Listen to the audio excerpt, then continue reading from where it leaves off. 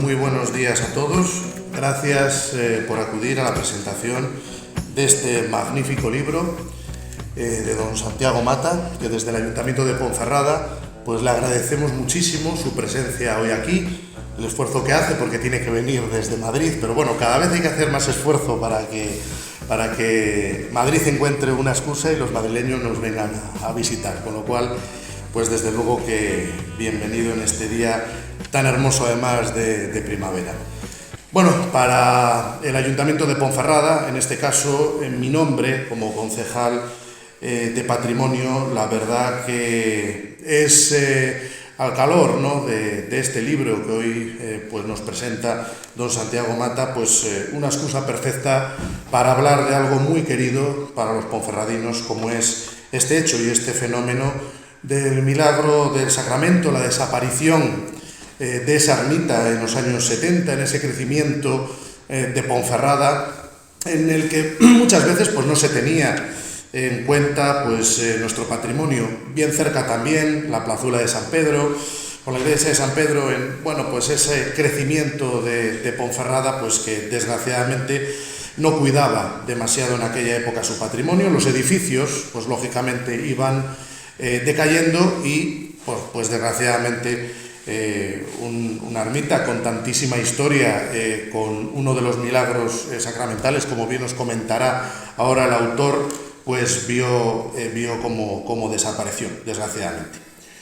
Sin embargo, pues ha habido una asociación muy activa, Proermita, del Sacramento, que, bueno, pues yo tuve el placer de conocer a uno de sus presidentes, hoy fallecido, Antonio Fernández Ordóñez, que yo creo que en su memoria está bien que digamos, y con el impulso de la nueva directiva, ¿no?, del actual presidente, de Goyo, también se encuentra por aquí pues miembros de la asociación.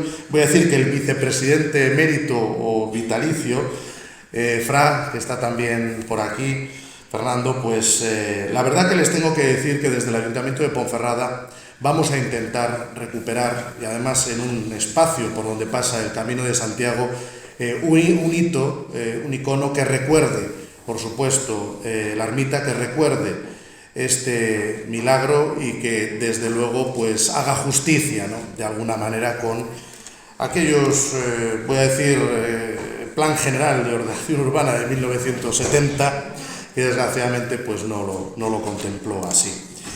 Por lo tanto, decir desde el Ayuntamiento de Ponferrada que estamos encantados con esta presentación, animar a la actual directiva a que sigamos en el empeño, ¿verdad, querido Goyo? Y desde luego que va a ser así. Además, no puede ser de otra manera, porque mis palabras están dichas en sede, pero están dichas además delante del responsable, del técnico de patrimonio del Ayuntamiento de Ponferrada, Javier García Hueso, que además es el director del castillo y de los museos, al que cedo la palabra para continuar con la presentación. Muchas gracias, concejal, y muchas gracias a todos ustedes por asistir a la presentación, al nacimiento de un libro que siempre es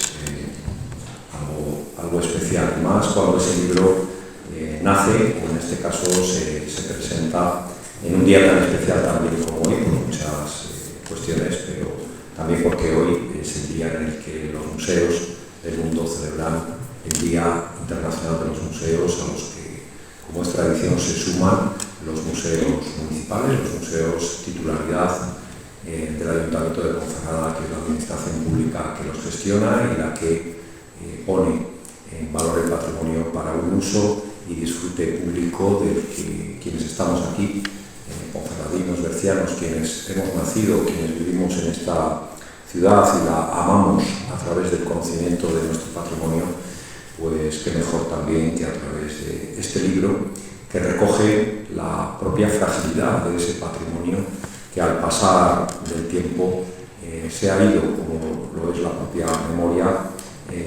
difuminando entre las brumas de la historia, y sí ha quedado en el recuerdo de muchas generaciones y sí da nombre a una zona y a una avenida de la ciudad, en este caso uno de los milagros que recoge en esta nueva publicación el autor, Santiago Mata, que es vallisoletano y que a lo largo de su vida se ha caracterizado especialmente por un largo periplo, no solo como docente, sino también como periodista. Es doctor en Historia, pero también por una fructífera producción literaria que le ha llevado pues, a publicar trabajos de muy diversos tipos, algunos, pues, por ejemplo, biografiando algunos insignes prelados, algunos insignes obispos, como el de Leopoldo Hijo Garay, que es una publicación de los años 90. Hay otros títulos tan sugestivos como El tren de la muerte, publicado en 2011, El holocausto católico, los mártires de la guerra civil, El sueño de la transición, El duque de España, y los últimos que tienen que ver con los mártires bajo el nazismo, los mártires de Japón y los mártires de Inglaterra, lo cual da sin duda pues, una semblanza, aunque sea dicha de una forma muy rápida, de la labor tan importante que ha hecho el autor para difundir pues todo el patrimonio que de muchos tipos, para quienes lo sientan desde los aspectos de la fe o espirituales, como para quienes lo hagan desde otros parámetros más históricos. Pero es un orgullo pues, encontrarnos también en las páginas de este libro, sin duda, esa referencia a Ponferrada, a ese milagro de las huertas que también quedó pintado en un cuadro ex voto.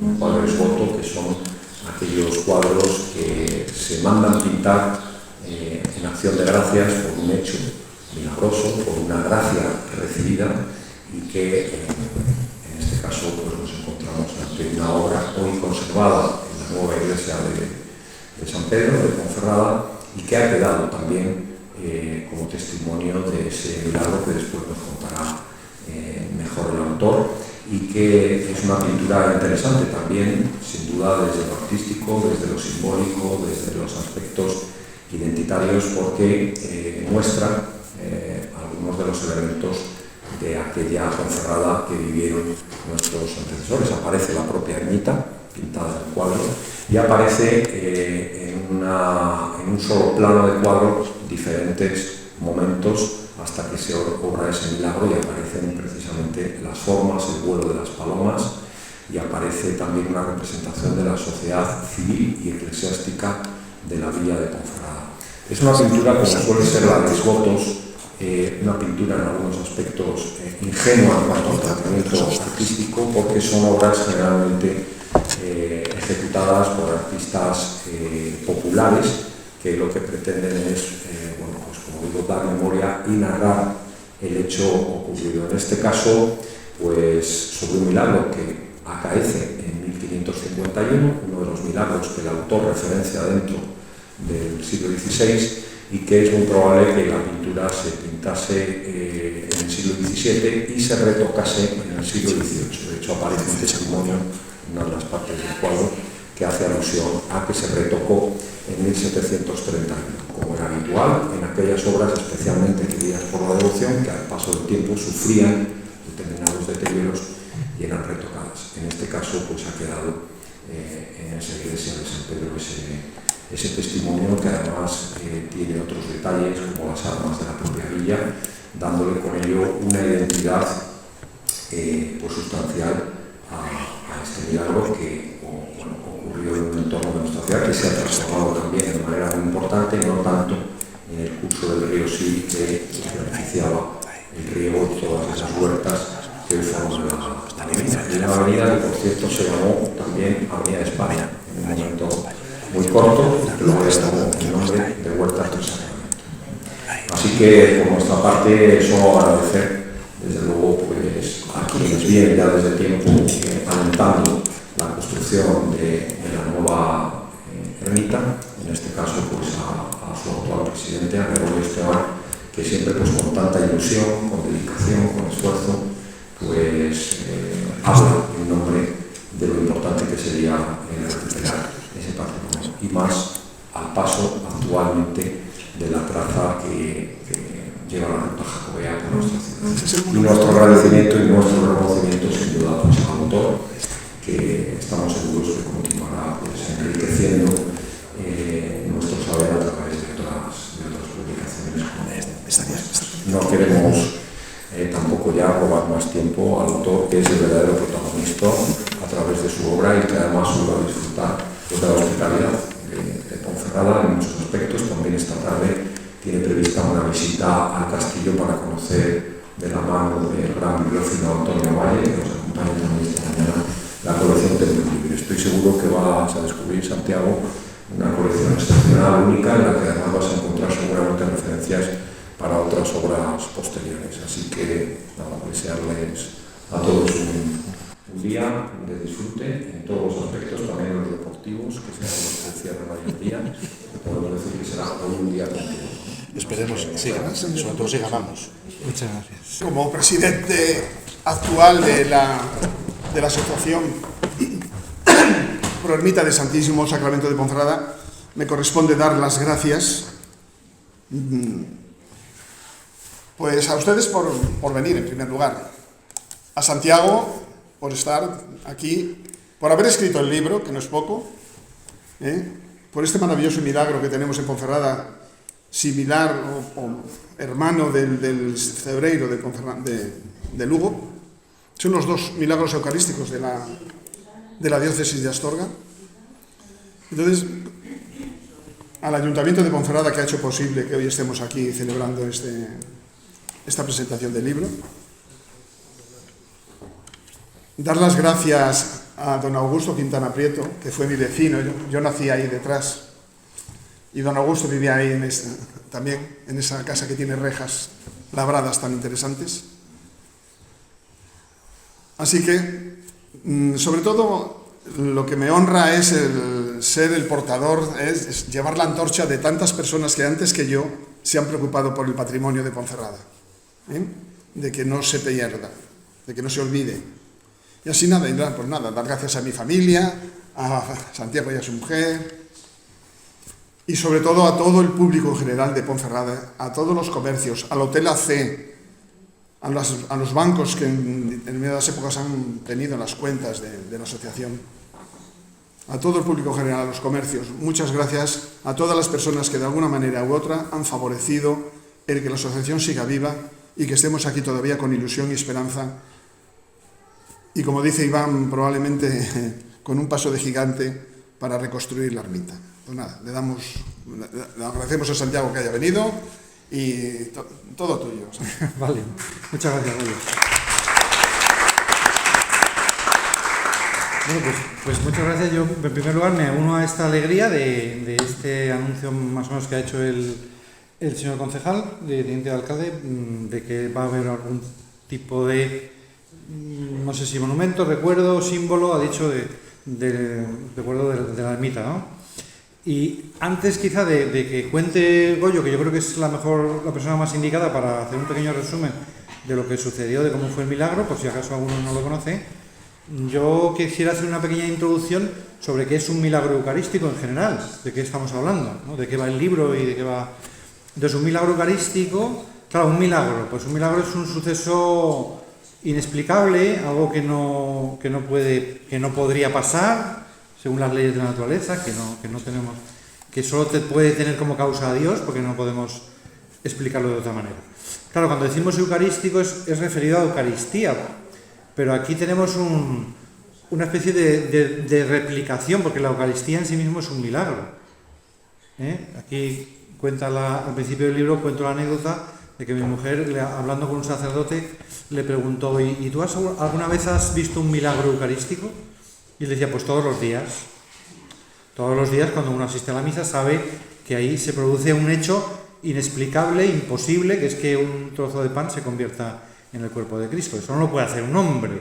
Con lo cual ya, al mismo tiempo, hay un tercer milagro, que es que, en realidad, el milagro fundamental es el hecho de que haya un hombre que es Dios.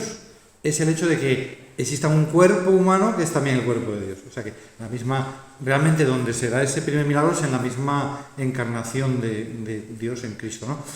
¿Qué pasa? Que en la Eucaristía de alguna manera se está repitiendo esa encarnación, solo que encima con una apariencia de pan. Bueno, ¿qué pasa? Que este milagro normalmente pasa oculto y pasa sin ningún tipo de señal visible, pero ha sucedido, lo constatamos, que ha sucedido, que alguna vez se ha manifestado un hecho milagroso, que lo que viene es a señalar que ahí está habiendo otro milagro. Por decirlo así, los milagros en sí mismos, estos milagros eucarísticos, no son importantes porque sería, digamos, el darles demasiada importancia sería, como se suele decir, hacer como el perro que mira al dedo cuando alguien está señalando, ¿no? Dicen, solo los tontos miran al dedo que señala la luna, ¿no? O más o menos, ¿no? Es decir, que claro, lo importante no es el dedo, lo importante es lo que está señalando. Pues igual, estos milagros, hombre, en sí mismos son prodigios, pero en realidad nos están señalando que tenemos que tener fe, no en lo que haya pasado aquí, no en que aquí en las huertas de repente pueda salir una luz o unas palomas puedan esquivar las flechas de los arqueros, ¿no? Eso, sí. Por muy prodigioso que sea, no es más que una señal que te está invitando a la fe en la propia Eucaristía. Por tanto, en definitiva, no tendría mucho sentido que estuviéramos conociendo muy a fondo estos sucesos si no nos lleva eso a tener devoción a la Eucaristía, que es el motivo por lo que sucedieron, ¿no?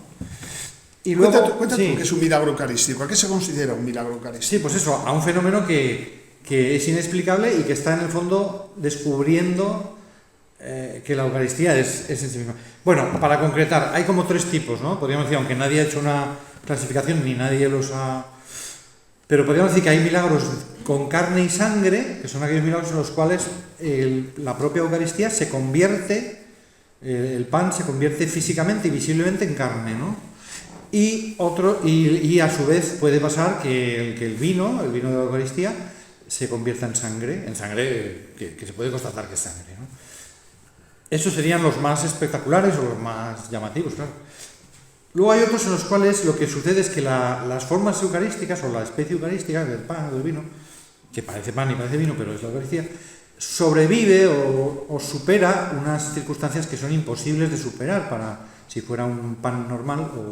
¿Qué pasa? Que a veces se cae al agua o hay un incendio que destruye una iglesia y, digamos, inexplicablemente se destruye a lo mejor hasta el sagrario, pero dentro del sagrario aparecen las formas que se conservan.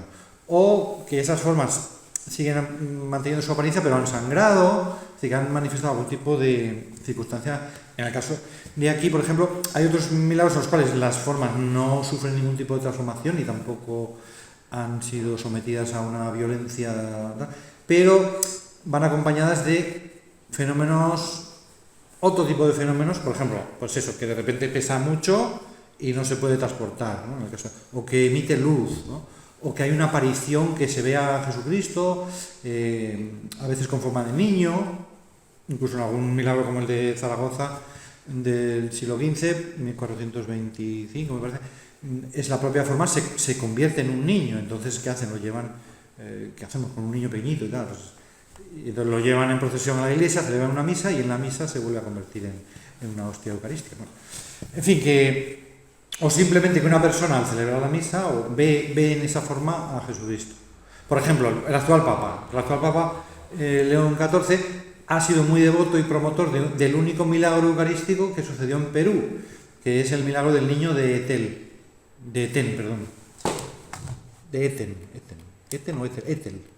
Bueno, esto es fácil porque ponemos un mapa, lo miramos aquí, nos vamos hasta Perú y aquí vemos que efectivamente en Perú tenemos que un milagro, vaya, espero que esté dibujado, sí, está. El Santo Niño del Milagro de Eten, ¿vale? Pues esto simplemente es que en una adoración eucarística que se celebraba como reparación por una profanación que hubo, tal, o sea que tiene contacto, una conexión con... Pues los asistentes vieron en la forma que se estaba exponiendo, de repente vieron al niño Jesús, ¿no? Vieron al niño Jesús de medio cuerpo para arriba. Y luego esa aparición se volvió a repetir. Bueno, pero claro, esas son apariciones que no dejan huella. Este tipo tercero, digamos, de apariciones en las que hay algún tipo de fenómeno extraordinario o visión, no dejan ninguna huella. Las de en medio que he dicho antes sí dejan una huella, que es que se conservan normalmente esas especies que han sobrevivido a un incendio, o han sobrevivido a caer en el agua, etc. Después son incorruptibles o han permanecido a lo largo de los siglos y tal. Y se les puede... Es más difícil de estudiar que los primeros casos. Entonces, bueno, yo no sé si ya nos puedes contar tú, Goyo. No, que en el de Eten se volvió a aparecer otra vez el niño Jesús. Sí, una segunda aparición un mes después, porque esto fue en el mes de mayo, o julio, fue en, a ver qué lo pone aquí. no me acuerdo exactamente la fecha de Eten. Esto fue, vaya, pues no aparece. Bueno, en cualquier caso, hubo una primera aparición y después hubo una segunda en la fiesta de Santa María Magdalena, que es la patrona de la parroquia de esa ciudad, ¿no? Bueno, como se ve, hay un pequeño santuario que simboliza esa aparición del niño en la hostia eucarística, ¿no?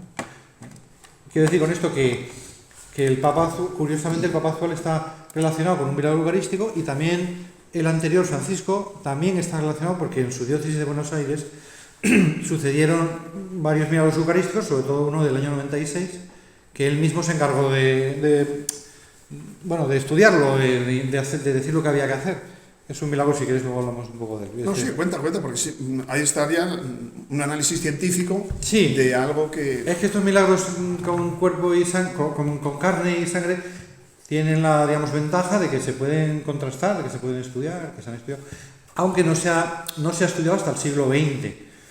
El más antiguo que se conoce es en Italia. Hay un milagro que sucedió en torno al año... No, antes, mucho antes. Vaya, ahora me he perdido aquí el hilo. En el 1100 y pico se recoge, o alguien lo documenta. A ver si lo podemos... Vaya, es que no veo ahora el... Vale. Bueno, Cuéntalo. Sí, el milagro eucarístico más antiguo es efectivamente uno de estos de conversión de la Eucaristía en carne y sangre. Y está en la costa adriática de Italia. Entonces, aquí es que nos pasamos a Europa, que hay muchos más, ¿verdad? El Lanciano. En esta ciudad que se llama Lanciano es el más antiguo, ¿vale? Pues se supone que es el año 500... A ver... Del que existe documentación. Sí, 700, el año 700. Vamos a poner que es el año 700 y pico aquí Lanciano. Se supone que es el año 700, entre 700 y 750. Pero ¿qué pasa? Que se conserva esa carne, que se transformó en la Eucaristía en carne, y unos grumos de sangre solidificados. Entonces, pero no se estudiaron hasta... Bueno, sí se estudiaron. En cada época pues se hacen los estudios propios de la época. En el siglo XVIII se estudió, se pesaban los grumos, etc., ¿no? Pero claro, en el siglo XX ya se le dieron a un cardiólogo para que lo estudiara, y esta persona básicamente, respecto a la sangre, no encontró nada sensacional, bueno, que era del grupo AB, estudió el tipo, vamos, lo que contenía de sodio, de zinc, no había nada espectacular. Pero en la carne sí que descubrió que no había sido sometida a ningún tipo de conservante, ni estaba, digamos, de forma natural, pues se había conservado de forma natural, o por así decirlo, como momificado, pero no estaba podrida, no se había corrompido, ni tampoco le habían hecho ningún conservante, ni nada. Y él lo que sí determinó era que eran células del corazón y que eran de los dos ventrículos, ¿no?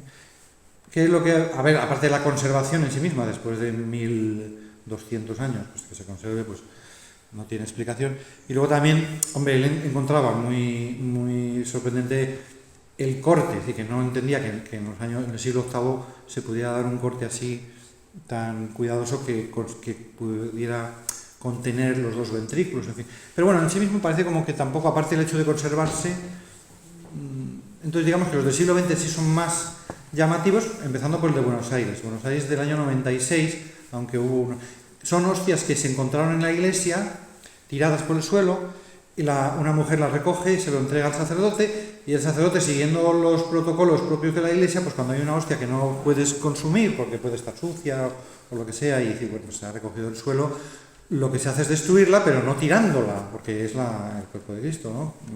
Entonces se mete en agua, se mete en un recipiente con agua, hasta que el agua destruye y deja de ser el cuerpo de Cristo al dejar de tener la apariencia de pan, ¿no? Ya pasa a ser una sustancia orgánica, pero que ya no es la Eucaristía, ¿no? Entonces ya sí se puede destruir, pero tampoco se tira al váter, ¿no? Se tira a una maceta para que sea consumida por un ser vivo, por un vegetal, ¿no? Así que es un respeto a una materia que, aunque ya no sea el cuerpo de Cristo, pues lo ha sido, ¿no?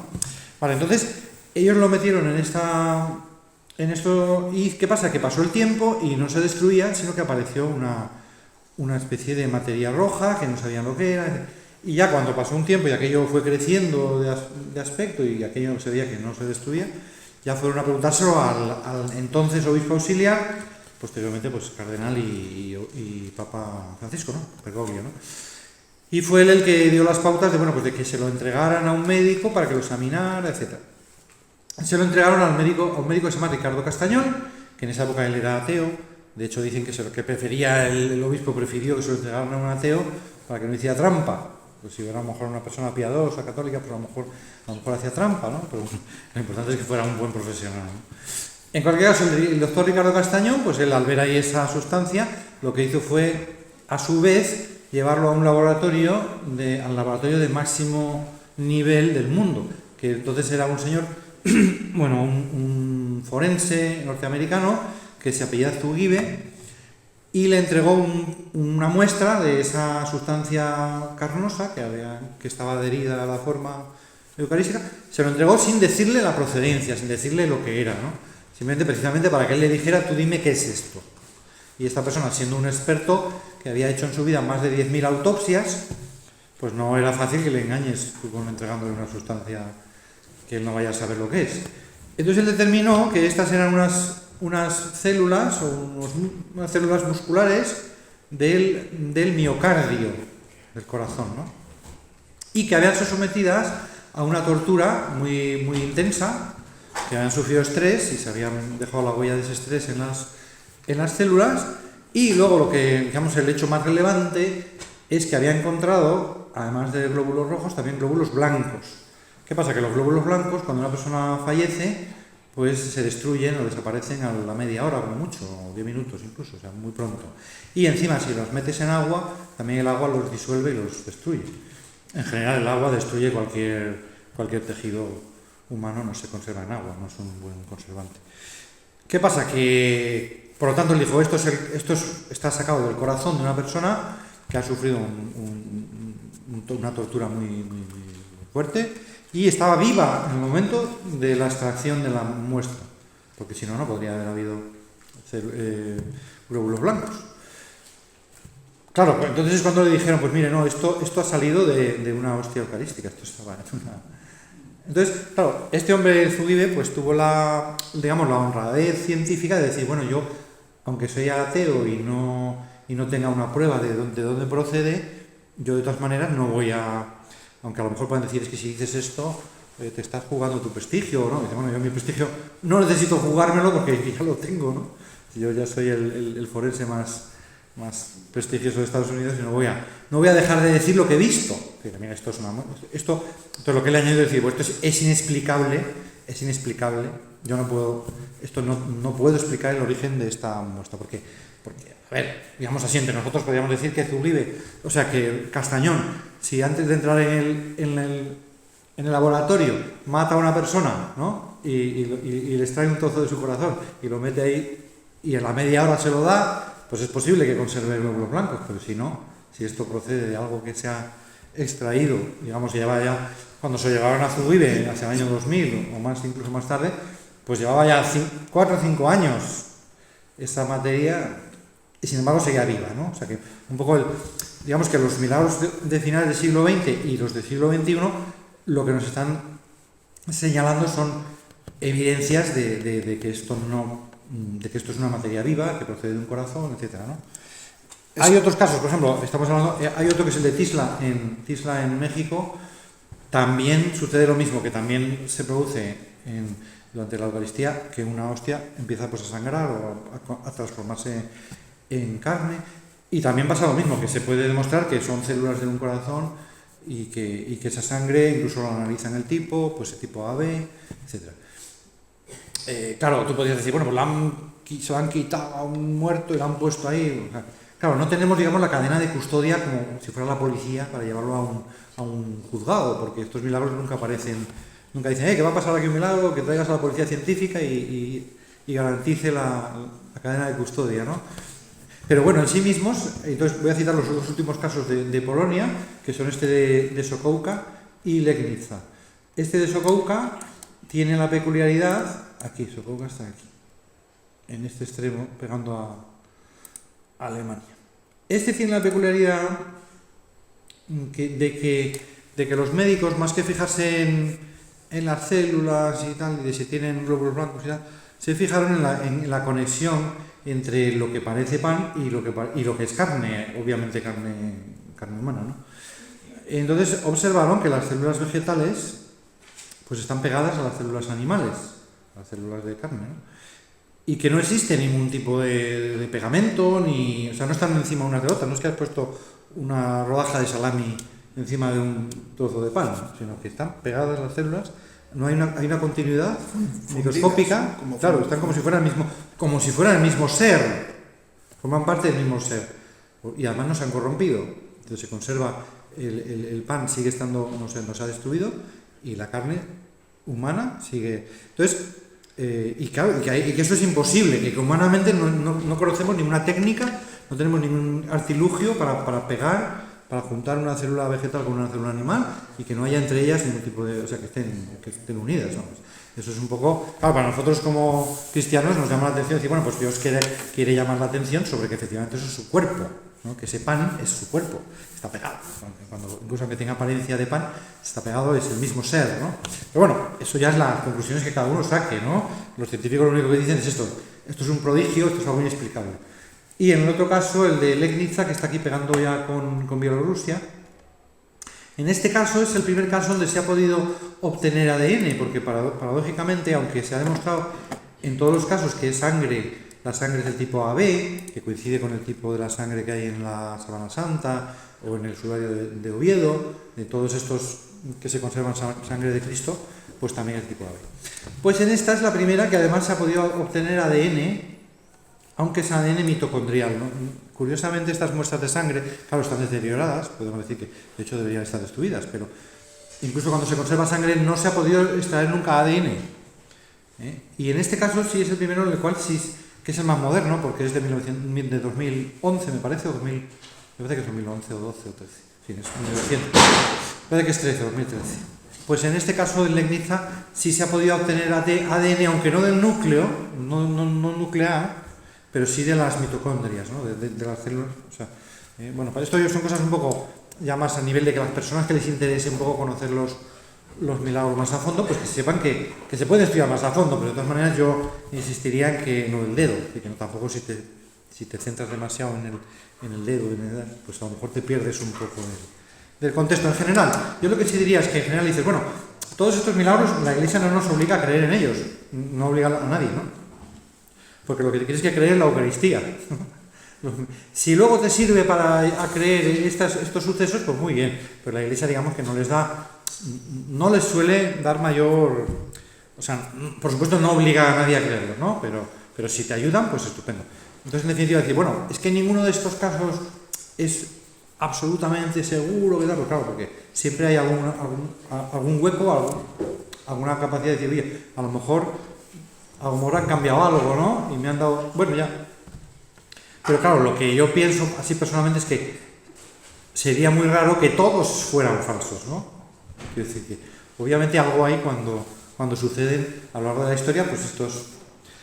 Si se quiere, podríamos citar a Carlo Acutis, que es una persona que ha difundido mucho los milagros eucarísticos. Si conocen a este chaval que es santo, que iba a ser canonizado el 27 de abril, pero al morir el Papa se tuvo que suspender la canonización. Pues Carlo Acutis, como él quería renovar y animar a la fe de la juventud, pues él veía que estos sucesos tan llamativos pues podían ayudar a que la gente se acerque más a la Eucaristía y tal, ¿no? Claro, lo importante no es acercarse a los fenómenos, sino acercarse a la Eucaristía, ¿no? Y por eso le llaman a él el influencer de la Eucaristía, ¿no? Porque es un chaval que murió con 15 años, claro, y ha hecho unas exposiciones que se siguen presentando por todo el mundo. Es decir, que es un trabajo muy serio, obviamente con sus flaquezas y tal, porque es un trabajo hecho un poco deprisa, pero bien hecho, con calidad, la verdad. Y bueno, y en definitiva, que en este libro están todos esos milagros de Carlo Acutis y alguno más. Pero yo creo que tú debes contar el de aquí, por si alguna persona aquí no conoce el milagro de Ponferrada, pues entonces, cuéntalo. Bueno, pues en 1535 en Ponferrada, un señor que se llamaba Juan de Benavente y su mujer, Juan de Benavente criaba perros de caza. Su mujer era mostacera. Vivían en la calle del Rañadero. Juan iba todas las tardes a rezar a la antigua iglesia de San Pedro, que es la que se ve en el cuadro.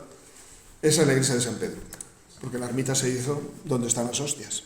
Bueno, todas las tardes iba a rezar a la antigua iglesia de San Pedro, donde está la Telefónica.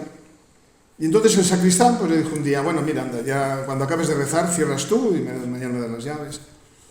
Y ese día Juan aprovechó para robar un copón de plata del sagrario, que estaba en una arquilla, parece ser que regalo del obispo Osmundo, con las hostias consagradas dentro, claro, y se lo llevó para casa. Al llegar a casa, aquello ya resplandecía. Entonces la mujer que ve que aquello dice, oye, ¿qué traes ahí? A ver. Y él va e intenta tirarlo al río Sil.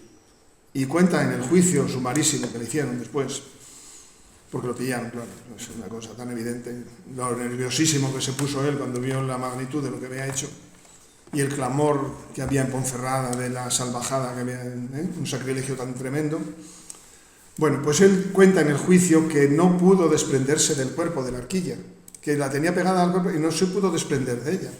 Entonces siguió andando y llegó a este sitio que se llamaba El Arenal, detrás de Telefónica, ahí donde estaban los molinos, y lo tiró a las zarzas, al Subiao prodigioso.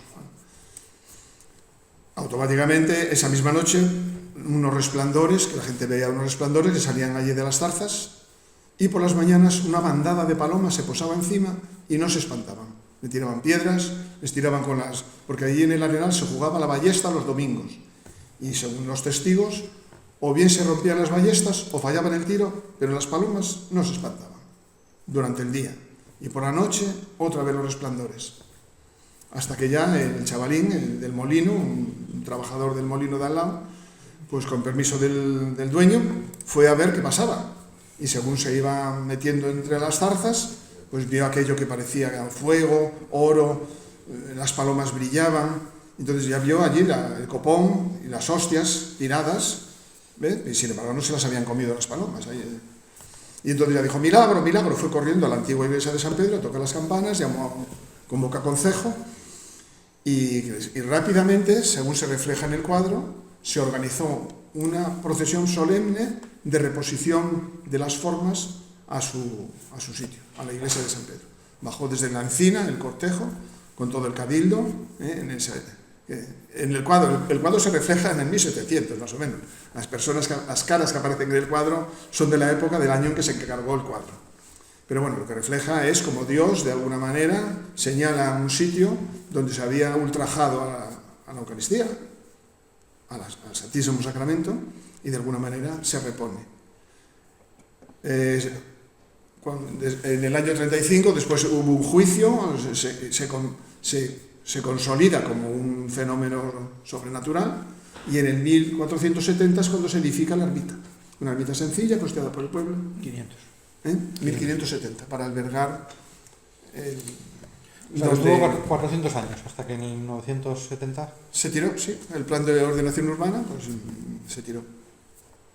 Y ahora esta asociación, pues llevamos 40 años tratando de recuperar ese elemento emblemático de Ponferrada, esa seña de identidad, ese hecho diferencial que jolines, que vale la pena que no se olvide y que no se pierda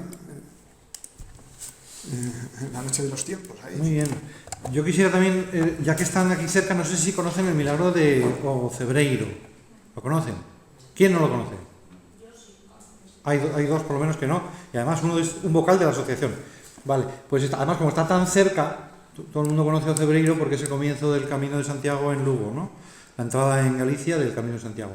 Pero, mucho antes que eso, había ahí una iglesia que se llama Santa María, que ahí había unos monjes y tal. Bueno, total, que en este santuario ocurrió hacia 1300 aproximadamente, porque no se sabe la fecha, que un hombre del pueblo, Juan Santiño le llaman, Santiño eso debió, no sé si poner por ser una persona muy buena y tal, por lo que sucedió, ¿no? Pero bueno, este Juan, que vivía al lado de Ocebreiro, del monasterio, ¿vale? Bueno, del monasterio, no, sí, monasterio, no sé si porque había monjes. Bueno, claro, esto está aquí, ¿no? Esto es Ocebreiro, este edificio, esta iglesia. Vale, pues él vivía aquí al lado, me parece que se llama el pueblín pues no sé cómo, aquí. De hecho hay una capela 2000 en su casa, en antigua casa, hay una capela 2000 milagros. Bueno, Pedrafita es el municipio, bueno. Vale, no sé exactamente cómo se llama el barrio. El caso Parroquias, es que, son parroquias, ¿no? En Galicia, ¿no? sí. El caso es que en una Navidad, en torno al año 1300, había una tormenta muy fuerte y el cura pues empezó la misa de medianoche pues solo, pensando aquí no viene nadie con esta que está cayendo. Bueno, empezó la misa y en mitad de la misa pues apareció este hombre. Y el sacerdote pues debió de pensar, claro, dice, bueno, ¿y esto cómo lo sabe? Porque, claro, lo que pensó el cura, realmente pues no tenemos hay cosas que los relatos se han ido formando a lo largo del tiempo. Más o menos lo que se parece que pasó es que el sacerdote debió en su interior pensar, este pobre hombre se ha jugado la vida aquí para venir, ¿para qué? Total, ¿para qué? ¿No? Pues para ver un trozo de pan y un poco de vino. No debía tener en ese momento, o él dudó, o lo que fuera, en fin. Tuvo un momento ahí de distracción o de falta de fe, lo que fuera. El caso es que en ese momento, efectivamente, la Eucaristía, que ya había consagrado, se convirtió en carne y el cáliz en vino, ¿no? O sea, el vino en sangre. Y eso fue, ya digo, es el primero y único, diría yo, milagro con carne y sangre en España. Porque tenemos uno anterior que solo salió sangre del copón en un pueblo de Lérida que se llama Iborra. Eso es muy importante, pero queda ahí, del año 10, o sea, 1010. Bastante más antiguo, 300 años antes, pero... Total, pero este que está aquí, este está al lado, este lo pueden ir a ver. Si tienes un libro, enseño un poquito, no sé si tienes un ejemplar. Entonces, este milagro adquirió más relevancia, o en fin, o fue más venerado después de que los reyes católicos fueran a unas cortes en Santiago de Compostela, no sé el año exacto, sería 1480 y pico, más o menos, ¿no? Y pasaron por ahí, veneraron el milagro. Curiosamente, los reyes católicos han venerado y dado joyas para venerar las reliquias tanto aquí como en Daroca, en Aragón, ¿vale? Y otro milagro muy importante que es en Daroca. Bueno, el caso es que aquí los reyes católicos dieron en Ocebreiro este relicario que se conserva ahí en la iglesia, que se ve aquí. Es una foto muy pequeñita, pero bueno, salen dos angelitos, bueno, son dos frascos. Un frasco contiene la reliquia de la sangre y otro frasco la reliquia de la carne. Y encima hay una especie de angelote que es como un hombrecillo, un niño, como un niño pequeñito, tal. Y a su vez, esto es de cristal, los frascos son de cristal, pero hay una cobertura de plata, no sé si es plata bañada en oro o exactamente, quizá lo cuento en el relato y no es muy relevante. Pero en fin, dice por lo menos el sacerdote actual que lo cuenta que debieron de usar para ello plata u oro traído de América, o sea que también es una especie de cosa que los reyes católicos quisieron contribuir a dignificar el santuario con esto. Entonces, bueno, después resulta que Ocebreiro ha sido más conocido porque en los años finales de los 80 el párroco inventó la historia esta de ponerle unas flechas amarillas al Camino de Santiago, porque la gente le preguntaba, un suceso, ¿no? Es muy conocido, ¿no? Que la gente preguntaba ¿por dónde se va? ¿Dónde está el camino? Tal, y el hombre, había unos obreros que estaban ahí arreglando la carretera con unas pinturas amarillas, y el hombre cogió las pinturas y empezó a pintar unas flechas amarillas, y ya de ahí surgió toda la historia de pintar de amarillo las flechas de Santiago, y de eso, por eso es famoso Ocebreiro. Claro, me decía el cura, claro, pues que Ocebreiro tiene una joya mucho más valiosa que el hecho de que comience aquí, entre por aquí el Camino de Santiago de Galicia, que tenemos este milagro eucarístico que es único en España, ¿no? Y bueno, pues ahí está, la gente entra y no lo ve, pero si ustedes entran en esa iglesia, pues tienen ahí ese pequeño relicario y lo pueden venerar, ¿no? Y ya digo, que es una cosa pues que casi nadie lo sabe, ¿no? Y tiene también, hombre, quizá esa cosa emocional de que vas a visitar al discípulo y cuando entras pues empiezas por visitar al maestro, ¿no? Vas a visitar al discípulo de Cristo, pues tienes a Cristo ahí en ese milagro, pues también visítalo también, ¿no? O sea que, pero bueno, pues digo yo que, como me dijo también el sacerdote, que mucha gente de Ponferrada tiene devoción a la Virgen, que hay ahí una imagen de la Virgen que le tiene mucha devoción, que suelen celebrar, es que resulta que la fiesta del milagro es el 7 y 8 de septiembre, pero que como coincide con la patrona de Ponferrada, pues dice que allí la gente de Ponferrada va más bien el día 9. O sea, que celebran aquí la Natividad de la Virgen. La Encinina aquí. La Encina, y luego se van allí el día 9 a celebrar la Virgen de allí de Ocebrillo. Bueno, en cualquier caso, pues que no dejen también, ya que aquello se llena de gente de Ponferrada que va a honrar a la Virgen, pues también que está al lado de la Virgen está su hijo, ¿no? Está el milagro, ¿no? Y luego también otro milagro muy cercano que yo, pues resulta, son estas cosas que a veces están mal documentadas. Me aparecía en un libro que había un milagro en Sampaio y decía Sampaio de, a ver si lo encuentro, de Albana. Y yo, Sampaio de Albana, dice que sea, como lo veía yo a 50 kilómetros, dije, bueno, pues ya que voy a Ocebreiro, pues ya voy allí, ¿no? Y fui allí y busqué Sampaio de Albana y aquí hay una iglesia que se llama Santa María, pero no hay ninguna capilla, que decían que... Y encontré una capilla, una especie de capilla, pero una cosa muy cutre, tal. Aquí no puede haber habido culto permanente, como para que robaran la Eucaristía de ahí, ¿no? Que era lo que contaban, ¿no? Total que al final, buscando, no habrá otro Sampaio en Lugo, pues encontré Museo Fortaleza Sampaio de Nari. Y efectivamente, en esta torre sí que hay una capilla, y yo llamé por teléfono, sí, aquí hasta en el siglo XVII todavía se conservan libros parroquiales, aquí había bautizos, tal, y había misa. Y además, lo que sí encontré en un relato es que decía que los ladrones pues se llevaron los vasos sagrados, que eran valiosos, pero dejaron la Eucaristía enterrada y dice de camino a Carballeira. Entonces yo busqué Carballeiras en Lugo, tal, y al final encontré, dije, aquí con el tiempo han buscado un Sampaio y han dicho Sampaio de Albán. Pum, pues era ese, pero no era ese. Entonces, por eso digo que al final yo descubrí, digamos, que el auténtico lugar era este. Pero ya nadie conservaba ninguna memoria de ello, o sea que no sé.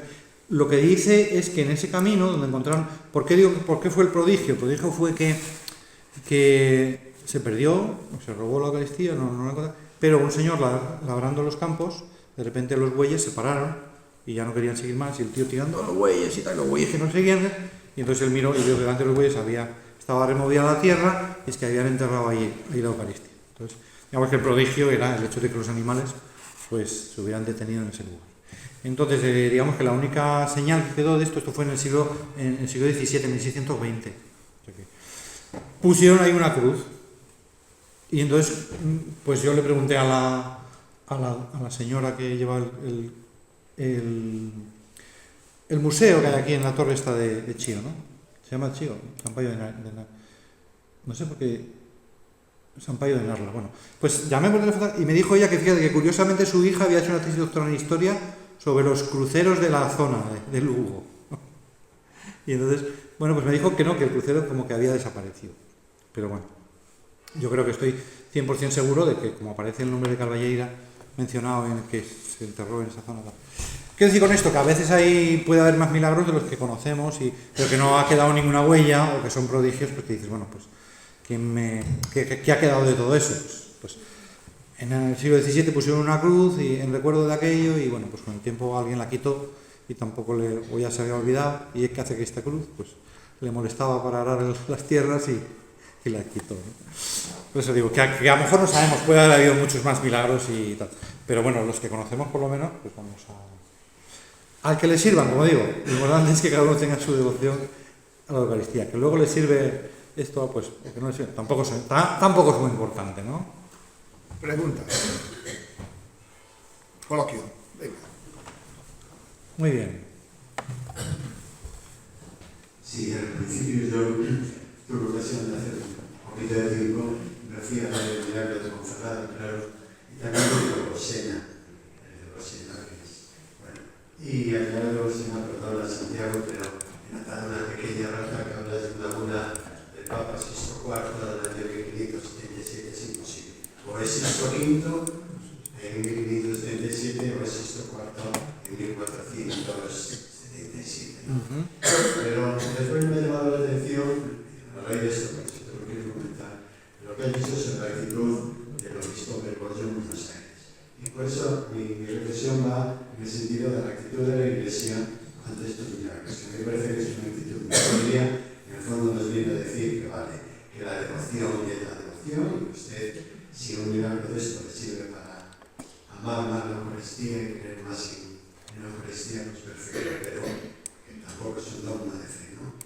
Y como me fijé en Sisto V, pues quiero comentar a todos, Roma hay un refrán que dice: Papa Sisto non perdona neppure a Cristo. El Papa Sisto no perdona ni siquiera a Jesucristo.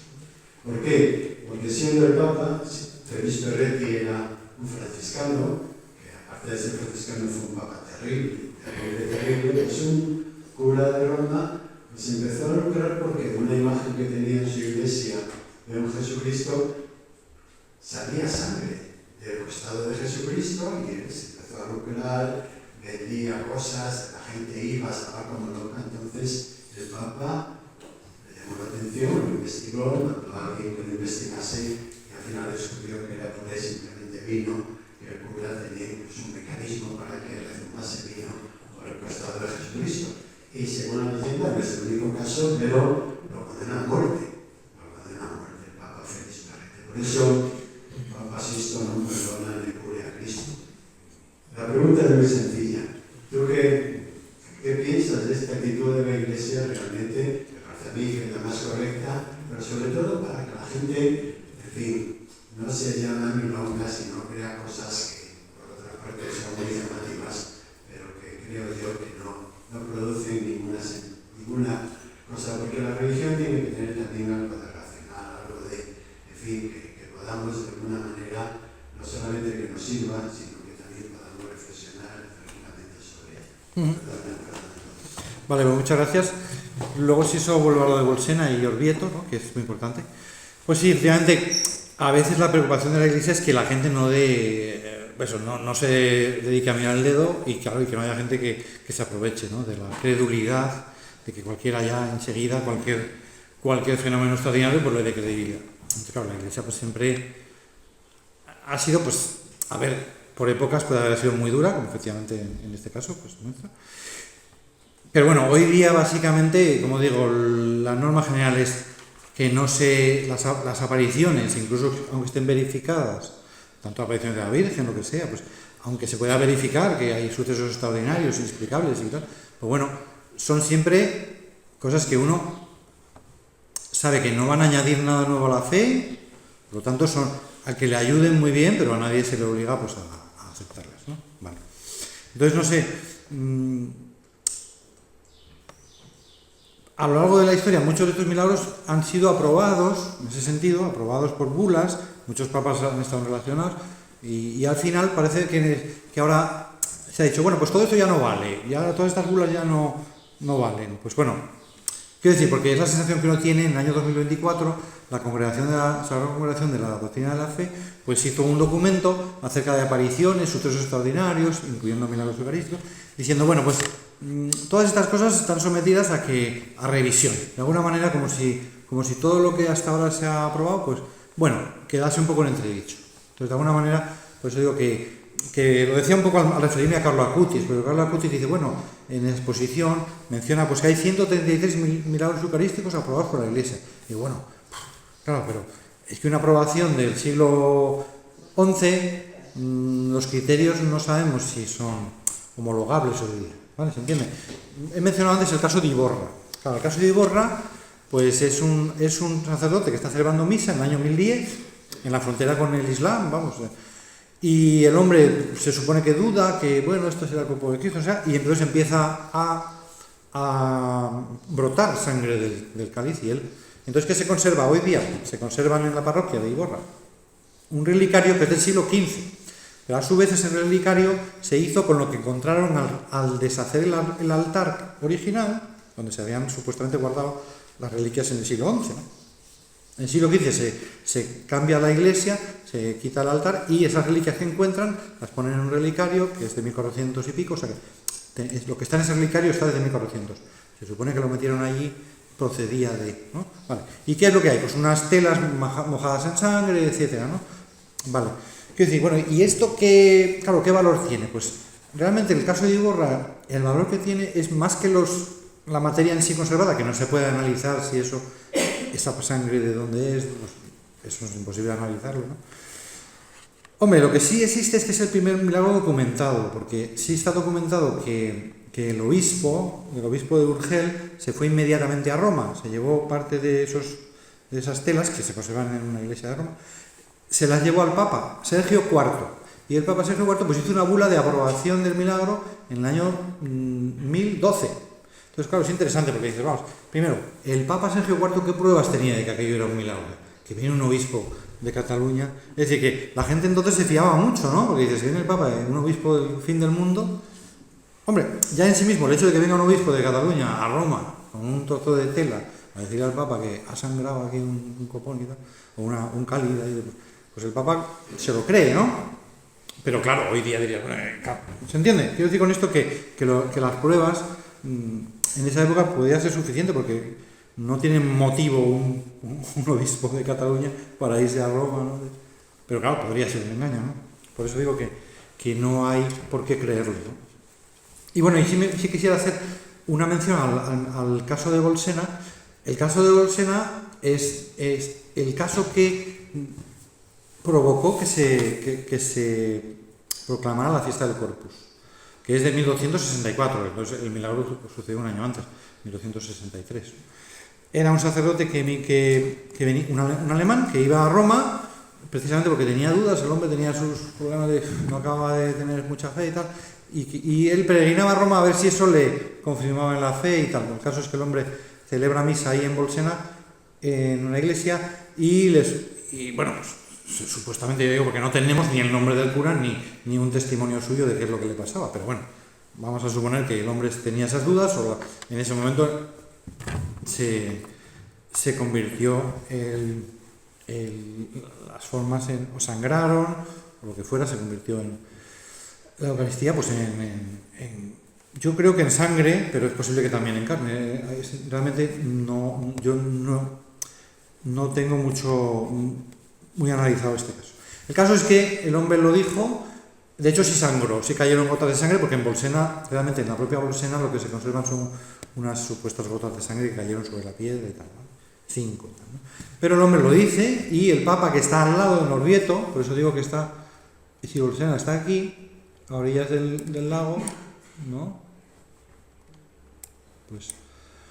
Pues Orvieto es donde estaba el Papa, ¿vale? Pues el Papa dice que me lo traigan aquí a Orvieto.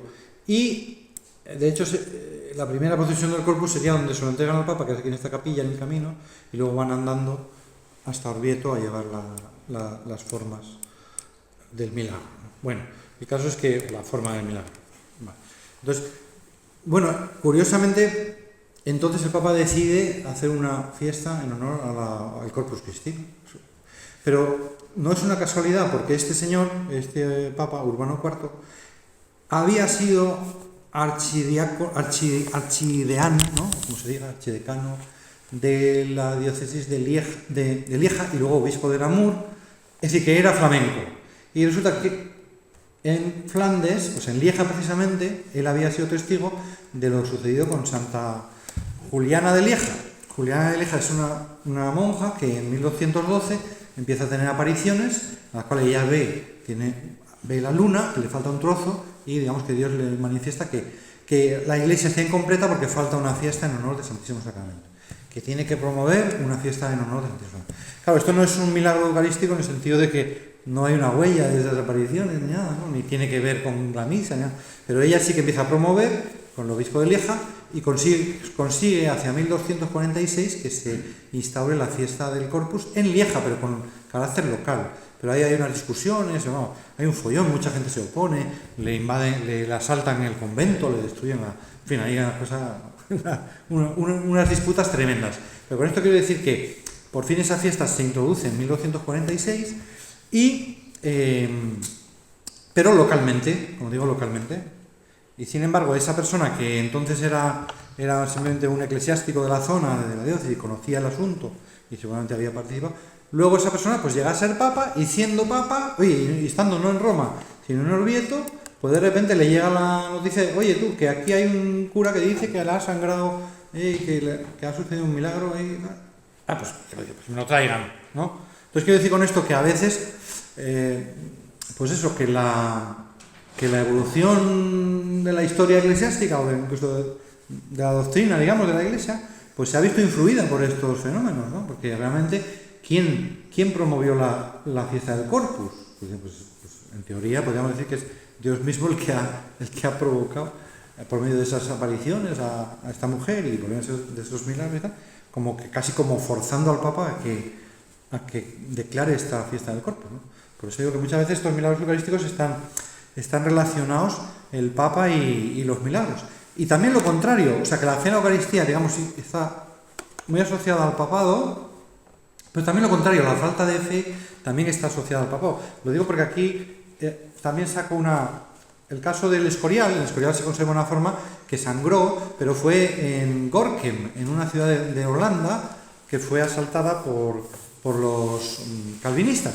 Entonces los calvinistas, lo que pasa es que aquí no lo pongo, ¿no? Pero los calvinistas estos que se llamaban los mendigos del mar, que asaltaron esta ciudad de Gorkum y destruyeron la iglesia y tal, también martirizaron a 17 franciscanos que tenían ahí en un convento. Y entonces, curiosamente, el emblema que ellos llevaban una media luna, solían llevar como emblema una especie de medalla, por lo menos algunos, una medalla que era una media luna, como recordando a los turcos, ¿no? Que ellos eran un poco como los turcos, que iban ahí destruyendo al catolicismo y tal, y muy, muy violentamente. Y entonces el lema que tenía esa media luna, que además estaba en una media luna, pero dibujando como los dibujos animados, tenía nariz y ojos y tal, ¿no?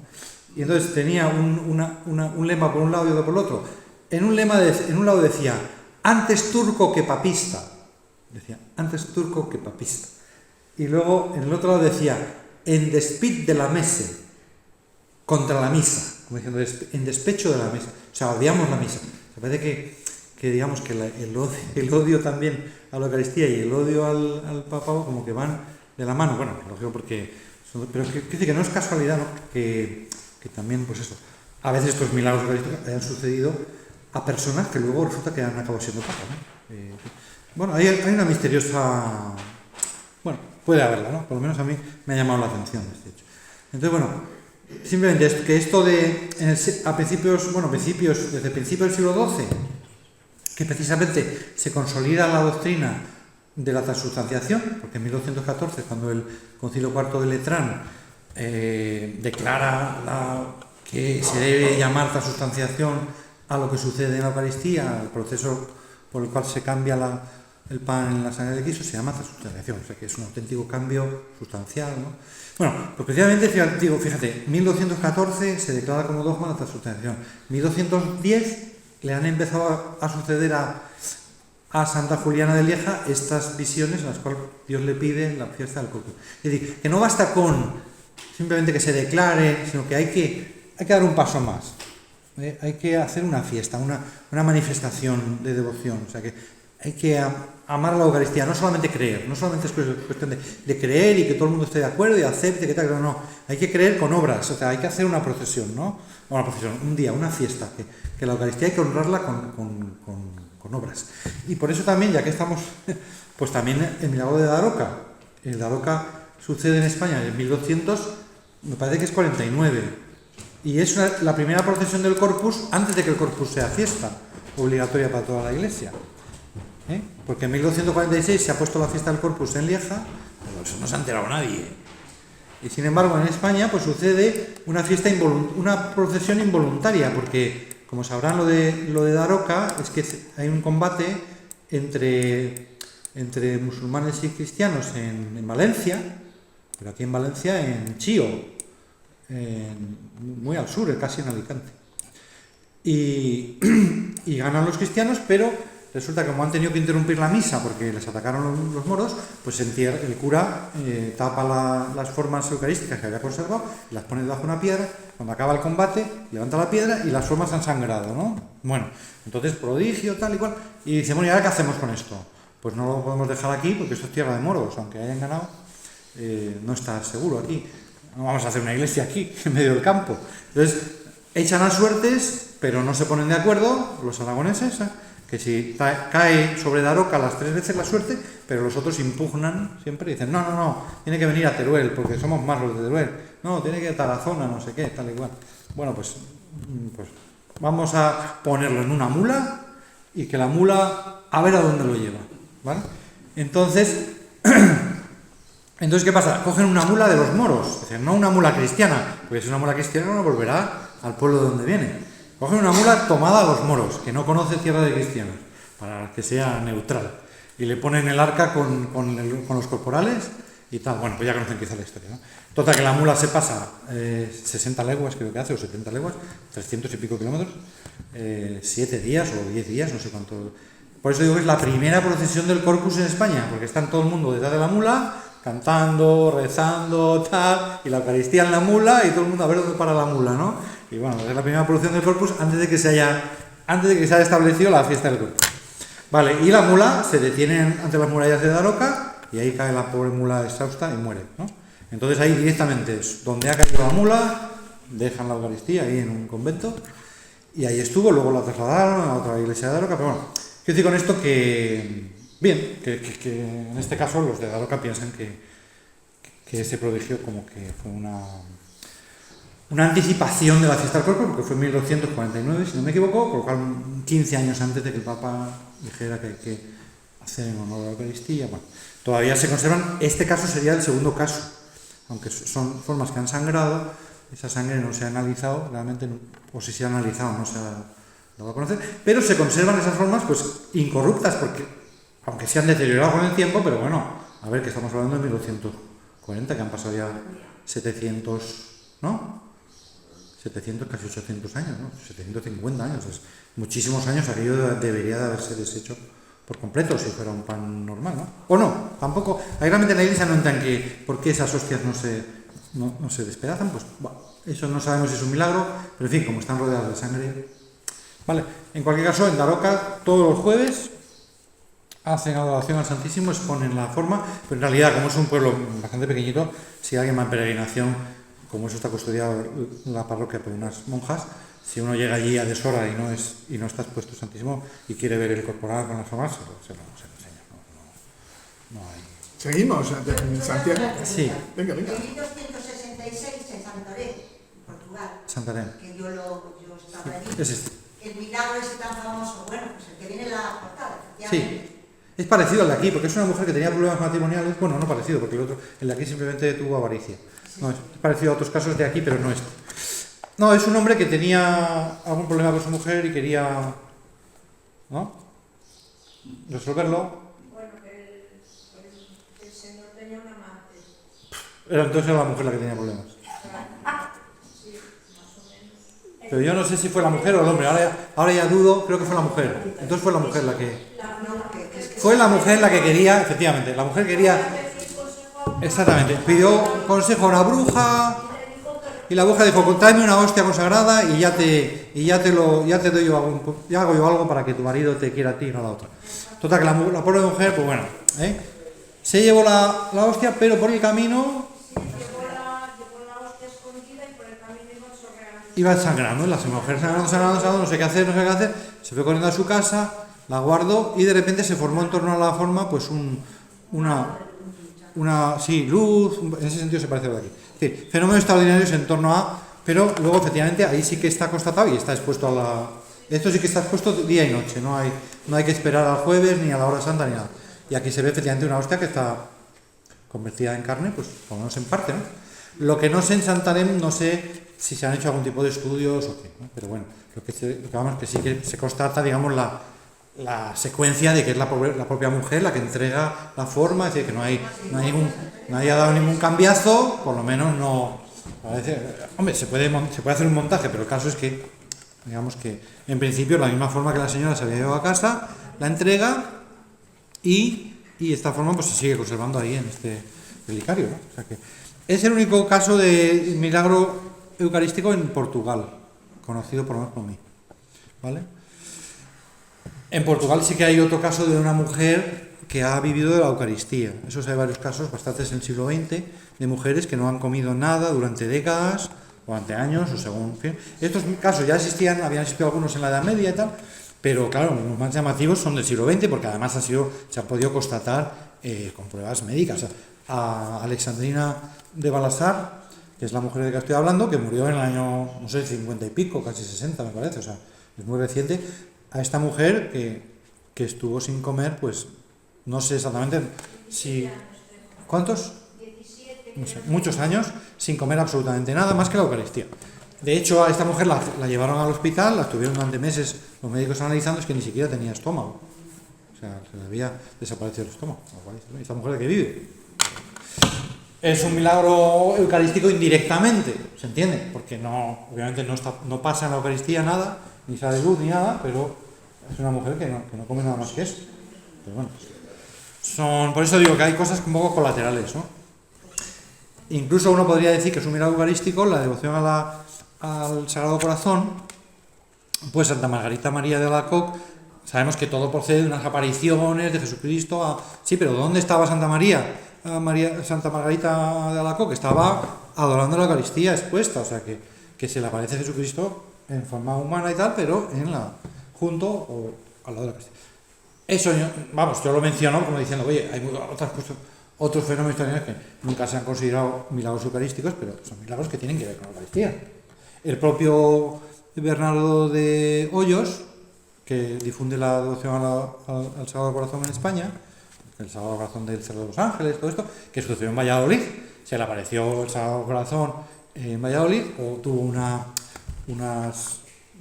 yo no sé si son visiones o simplemente que oyó, en fin, pero ¿dónde se le aparece, dónde le revela a Jesucristo esa promesa, la gran promesa de que será venerado en España más que en ningún otro sitio, tal y cual, o más que en otro sitio?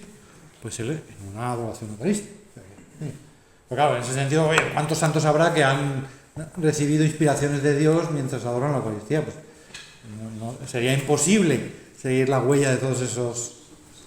Por eso digo que propiamente milagros eucarísticos los más digamos de escuela son los que han dejado una huella pues de carne o sangre o por lo menos las formas incorruptas, ¿no? Que tenemos en Zamora, el más cercano después del Cebreiro. Caso de esto de formas incorruptas hay aquí en Zamora. El caso se llama el motín de la trucha. Me parece que es el año 1350 y pico. Pero claro, ahí dices, lo único que nos queda de ese milagro son las formas que se conservan en el convento, no sé si se llaman dominicas o franciscanas, me parece que dominicas, ¿no?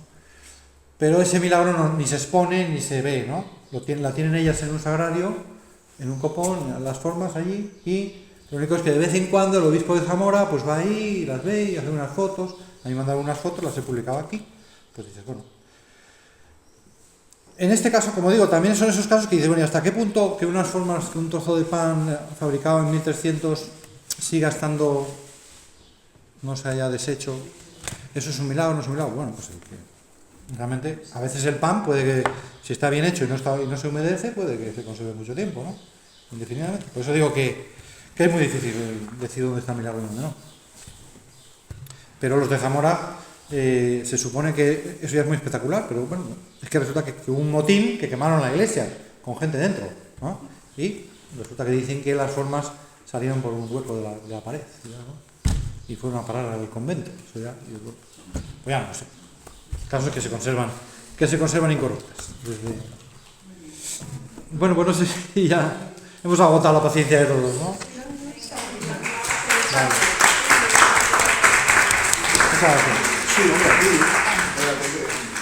Bueno, pues desde la Envita, desde la Asociación Pro Envita, le vamos a regalar. Bueno, ¿qué es esto? ¡Vivo! ¡Madre mía! Yo recuerdo, ¿verdad? Gracias. Hombre, qué menos. Igual hay que traerle para que vea más, porque ya ves que nos agota el tema. Nos agota el tema. Nos agota el tema.